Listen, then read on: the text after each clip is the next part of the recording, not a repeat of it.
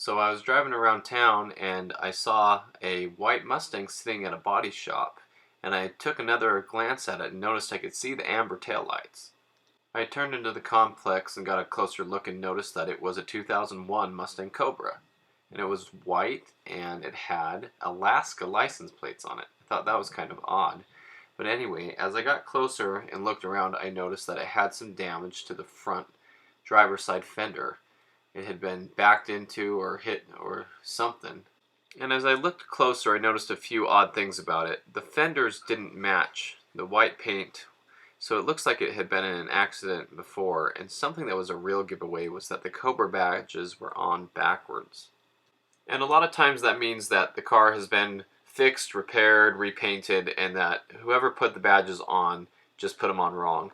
And I've seen this a lot of times. And if you look closely, you could tell that the rear bumper paint does not match the body very well. It does have the Cobra letters in the back, so it is a 2001 Cobra Mustang bumper only. They only made them that year like that.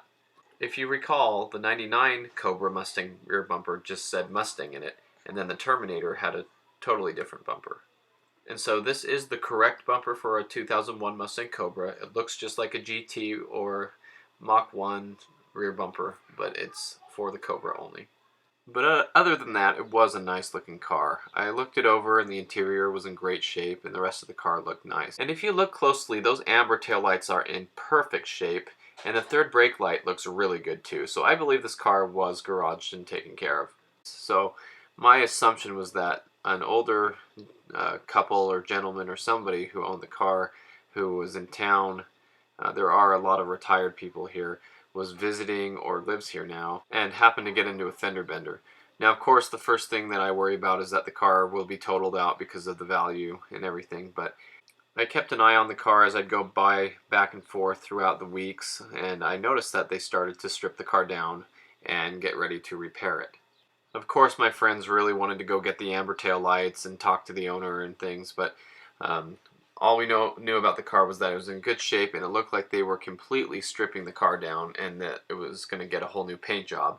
And I assume that's because the paint didn't match very well anyway, and whoever owned the car now was see to it that the car was repaired and taken really good care of. And so I, again, would travel back and forth and see the car once in a while. It seemed like it sat outside for a very long time, but finally, the last time I saw it was actually inside the bay. They had moved it in, and they were doing good work to the car. It looked like they were getting it stripped down and sanded and ready for paint.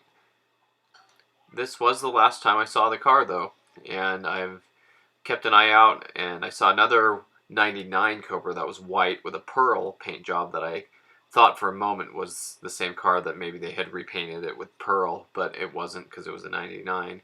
And so I don't know what happened to this car, but having Alaska plates is kind of odd. So like I said, it could be somebody visiting. Maybe the car's back in Alaska now. Maybe it's somebody who moved here and the car's tucked away in a garage. But cool story about a 2001 Cobra Mustang.